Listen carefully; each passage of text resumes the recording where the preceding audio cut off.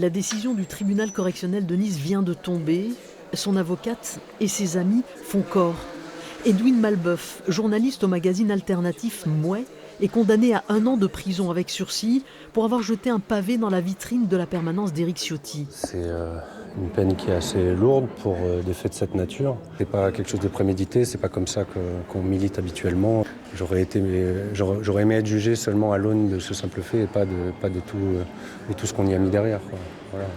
Dans la nuit du 19 mars dernier, la permanence du patron des LR est vandalisée. Vitrines brisées, murs tagués.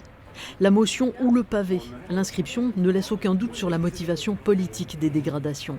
L'action intervient à la veille du vote de l'une des motions de censure présentées contre la réforme des retraites du gouvernement.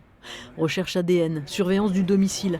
Les enquêteurs interpellent rapidement le journaliste militant qui reconnaît immédiatement le jet de pavé, mais pas l'inscription. Quand j'ai dénoncé en fait tous les moyens qui ont été mobilisés, qui étaient complètement disproportionnés pour finalement pour une atteinte au bien et pas à une personne, je pensais que ça serait entendu. Et en fait, ça n'a pas été suivi et ils ont suivi. Finalement, ils ont fait une réponse pénale politique. Les 3 autres auteurs des dégradations n'ont jamais été identifiés. L'assurance a remboursé les travaux de réparation de la permanence. La défense d'Éric Ciotti demandait 1 euro pour préjudice moral. Le tribunal le lui a accordé. 1 an avec sursis, c'est une décision sévère. On n'a pas à se prononcer, nous, sur le quantum de la peine. Par contre, ce qu'on a à dire, c'est que, et comme l'a décidé le tribunal correctionnel, c'est que lorsqu'on s'en prend aux élus, on s'en prend en effet à la démocratie.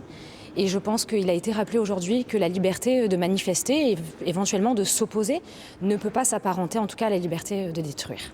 Le journaliste militant a 10 jours pour faire appel du jugement.